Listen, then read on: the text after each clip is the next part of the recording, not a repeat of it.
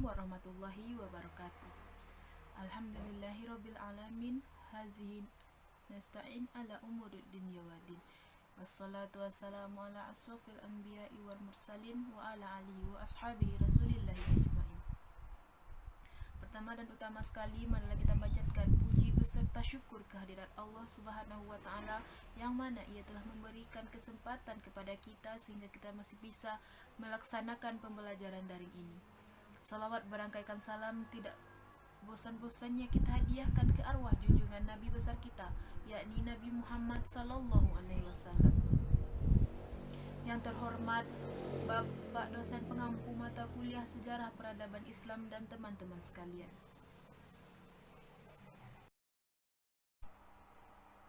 Sebelumnya, izinkan saya memperkenalkan diri. Nama saya Ramadhani Maulidia Hilma sebagai moderator dan pemateri.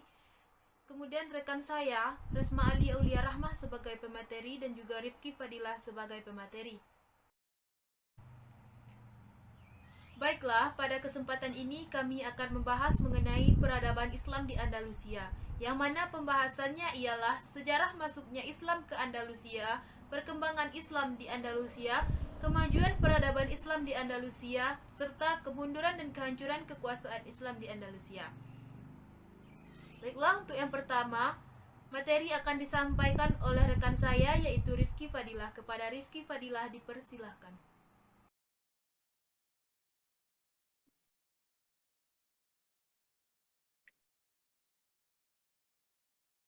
Baik, terima kasih kepada moderator.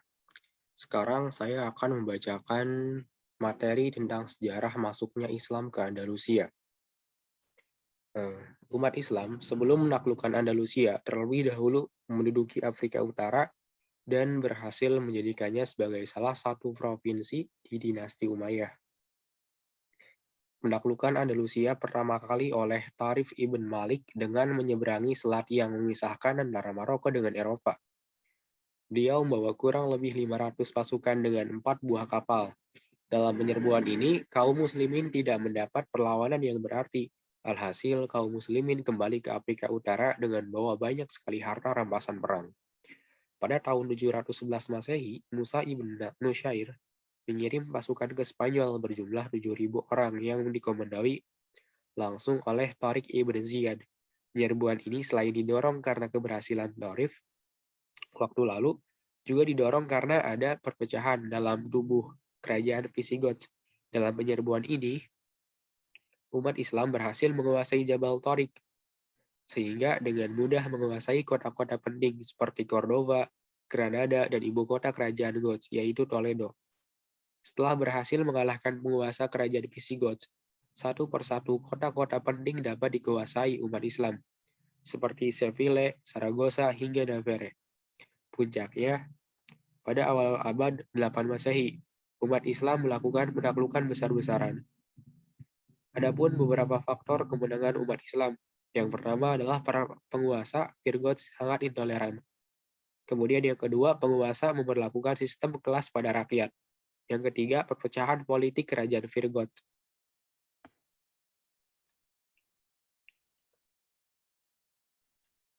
Kemudian selanjutnya saya akan membaca tentang perkembangan Islam di Andalusia. Nah, selama Islam berada di Andalusia, yakni kurang lebih 7,5 abad, Islam telah memainkan peran yang sangat besar. Pada umumnya, ahli sejarah membagi zaman yang panjang itu dalam 6 periode, yakni periode pertama. Andalusia pada periode ini di bawah pemerintahan para wali yang diangkat oleh Khalifah Bani Umayyah yang berpusat di Damaskus. Stabilitas politik negeri Spanyol pada waktu itu belum tercapai secara sempurna karena adanya gangguan-gangguan yang masih terjadi, baik yang datang dari dalam maupun dari luar. Periode kedua, Andalusia pada periode ini berada di bawah pemerintahan seorang yang bergelar Amir atau Panglima atau Gubernur yang bernama Abdurrahman yang datang dari jauh, yaitu dari timur. Pada tahun 138 Hijriah atau 755 Masehi, lalu mendirikan pemerintahan otonom yang tidak ada hubungannya dengan pemerintahan pusat Abbasiyah di Baghdad. Pada periode ini umat Islam Spanyol mulai memperoleh kemajuan-kemajuan, baik dalam bidang politik maupun dalam bidang peradaban. Seperti Abdurrahman Ad-Dakhil mendirikan Masjid Cordova dan sekolah di kota-kota besar Spanyol. Periode ketiga. Pada periode ini berkembang pemerintah Abdul Ar-Rahman III yang bergelar An-Nasir sampai munculnya raja-raja kelompok yang dikenal dengan Muluk Al-Tawaif. Pemerintah pada periode ini menggunakan gelar khalifah. Pada periode ini umat Islam mencapai puncak kemajuan dan kejayaan. Abdul Ar-Rahman Al-Nasir mendirikan Universitas Cordova. Perpustakaannya memiliki ribuan koleksi buku. Pada masa ini masyarakat dapat menikmati kesejahteraan dan kemakmuran, dan pembangunan kota berlangsung cepat. Baik, untuk materi selanjutnya saya serahkan pada moderator. Baiklah, Assalamualaikum warahmatullahi wabarakatuh. Sebelumnya terima kasih kepada moderator yang telah mengizinkan saya untuk memberi penjelasan materi selanjutnya. Materi selanjutnya yaitu periode keempat pada tahun 1031 sampai dengan 1086 Masehi.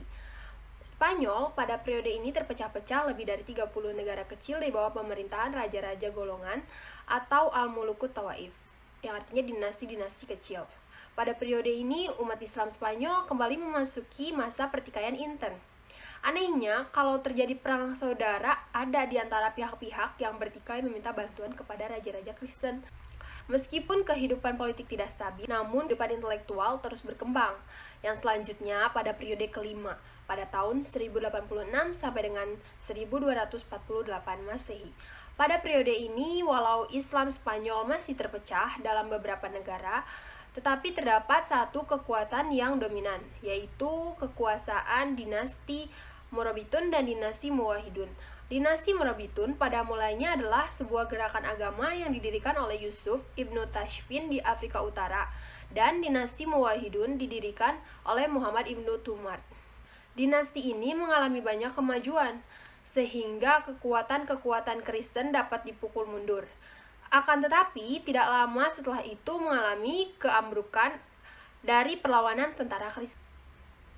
Baiklah, yang selanjutnya pada periode ke-6 tahun 1248 sampai dengan tahun 1492 Masehi.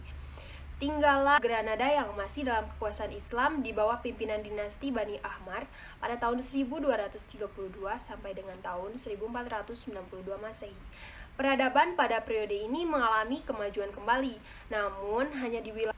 Akan tetapi, pertahanan Islam Spanyol ini berakhir karena perselisihan orang-orang istana dalam memperebutkan kekuasaan.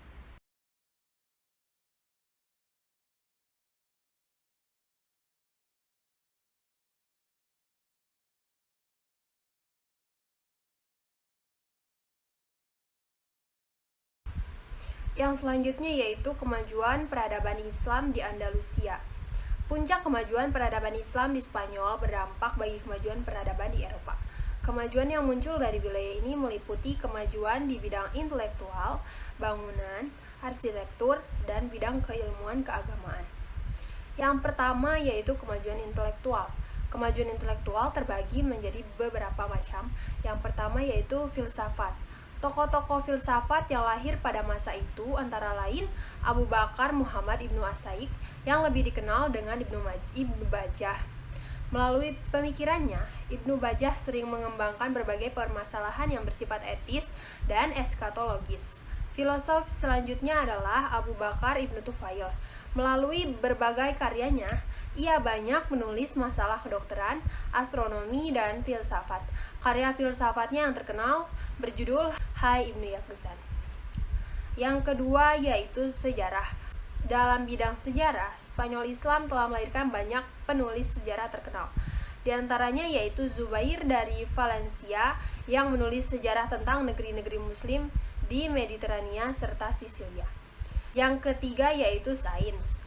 Sains meliputi ilmu kedokteran, fisika, matematika, astronomi, kimia, botani, zoologi, geologi, dan ilmu obat-obatan.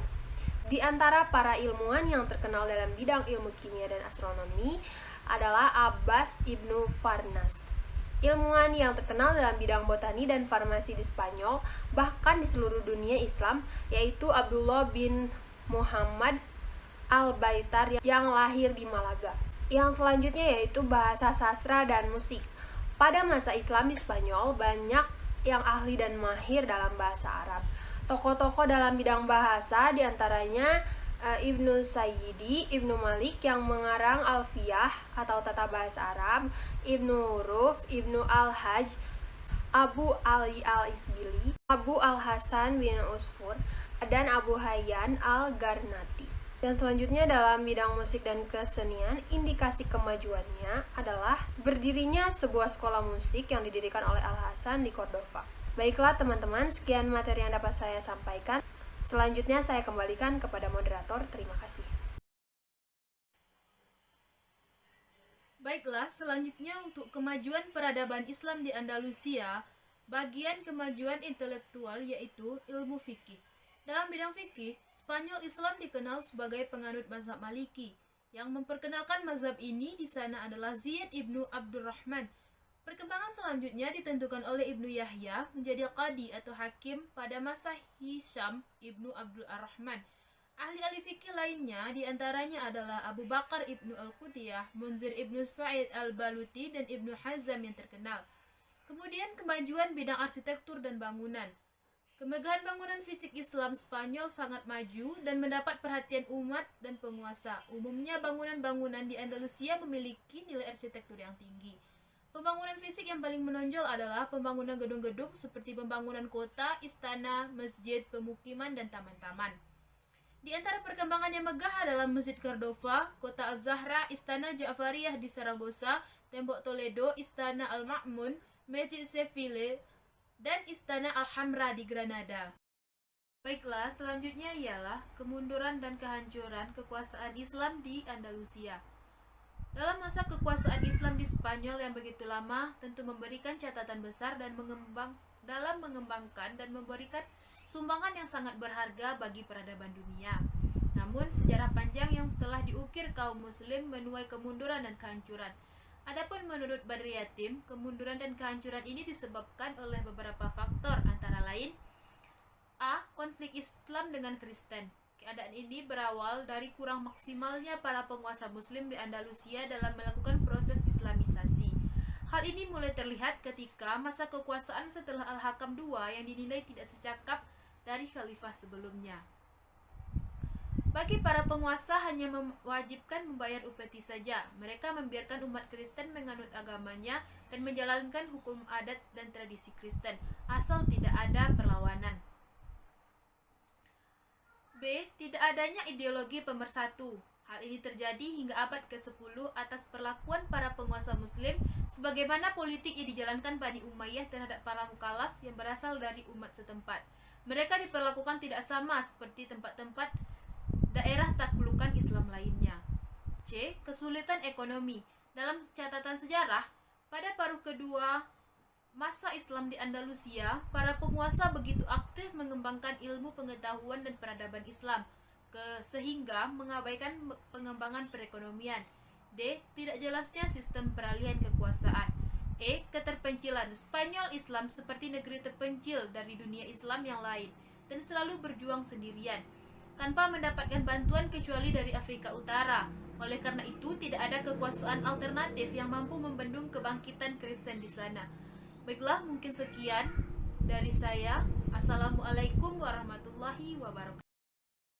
Mungkin sekian dari kelompok kami.